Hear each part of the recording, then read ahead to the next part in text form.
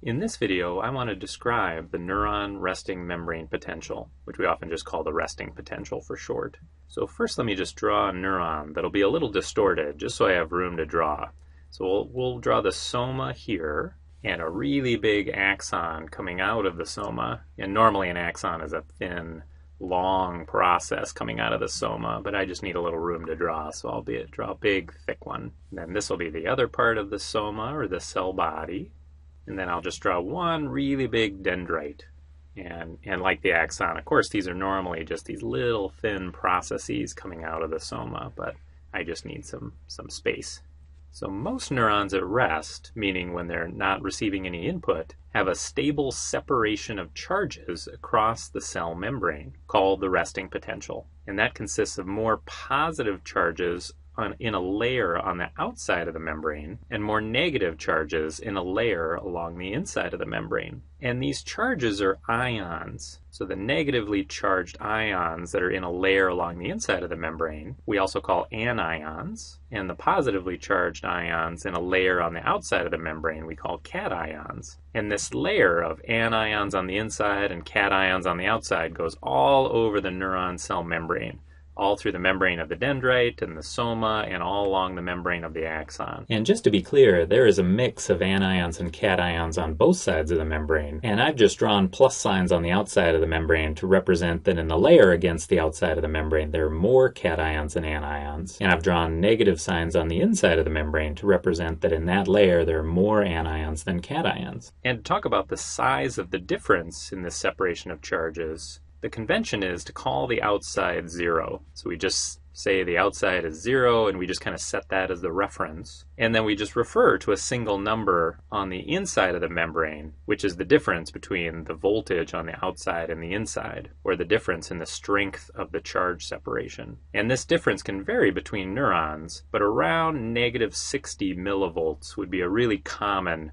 resting potential for a neuron. So I'll just write a little m and a big V for millivolts. That's the value we use to quantify this difference in charge separation. And around negative 60 would be a really common resting membrane potential for a neuron. The resting potential of neurons is related to concentration differences, which are also called gradients, of many ions across the cell membrane. So there's lots of different ions that have high concentrations outside the neuron compared to lower concentrations inside the neuron, or vice versa. But a few of these ions are the most important for neuron function. The cations, or the positively charged ions, that are most important for neuron function are potassium, and I'll just write that as a K+, sodium, which I'll write as an Na+, and calcium, which I'll write as a Ca2+, because each calcium ion has 2 positive charges. And the most important anions for neuron function, or negatively charged ions, are chloride,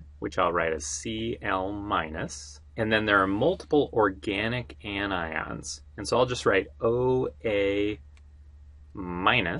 to stand for organic anions. And there are a bunch of different organic anions inside neurons and other cells. Most of these are proteins that carry a net negative charge. Now these 5 kinds of ions are going to have concentration differences across the cell membranes, which we also call concentration gradients. And it's different for the different ions if they have a higher concentration inside or outside the neuron. The organic anions and the potassium ions have a higher concentration inside the neuron than outside. So I'll just represent that by having these letters written large inside the neuron, and then I'll write a small OA- to show that there's a smaller concentration of organic anions outside the neuron than inside. And the same for potassium. I'll write a small K+ outside the neuron compared to a large K+ inside, because the concentration of potassium is higher inside the neuron than outside the neuron. And the opposite is true for these other 3 ions. So the concentration of sodium is much higher outside the neuron than inside the neuron, as is the concentration of calcium. There's much more calcium outside the neuron than inside. And the concentration of chloride ions is also much higher outside the neuron than inside the neuron. Each of these ions, therefore, is going to be acted on by two forces that try to drive them into or out of the neuron. The first is an electrical force from the membrane potential, because each ion will be attracted to the side of the membrane with the opposite charge. Opposite charges attract each other, and like charges repel each other. So if we look at each of these ions in turn, the organic anions are negatively charged, so they will be attracted to the outside of the neuron, where there are more positive charges. So the electrical force acting on the organic anions will try to drive them out of the neuron. Potassium is the opposite. It's positively charged, so it will be attracted to the inside of the membrane, where it's more negative. So its electrical force will try to drive it into the neuron. Sodium is the same as potassium. It's positively charged, so it will be attracted to the more negative inside of the neuron. Chloride is an anion, like the organic anions, so its electrical force will try to drive it out of the neuron. Calcium is a cation, like potassium and sodium, so its electrical force will also try to drive it into the neuron. But now the second force acting on these ions can be thought of as a diffusion force, or it's often called a chemical force, related to the concentration gradients across the neuron membrane, because particles in solution will always try to move from an area of higher concentration to an area of lower concentration. So if we look at the organic anions, they're in a higher concentration inside the neuron than outside, so their diffusion force will be trying to drive them out of the neuron, just like their electrical force is. Now potassium's a little confused. Its electrical force is trying to drive it into the neuron, but it has a higher concentration inside the neuron, so its diffusion force is actually trying to drive it out of the neuron. Sodium has matched electrical and diffusion forces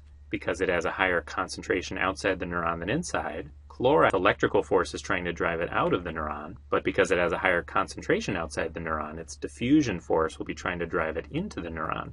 And calcium's just like sodium. Both its electrical and its diffusion force are trying to drive calcium into the neuron. These forces we often call electrochemical driving forces for short, and neurons are going to use these forces to perform their functions. But before we talk about that, in the next video, let's talk about how the resting membrane potential is created and how it's related to the concentration differences of some of these key ions.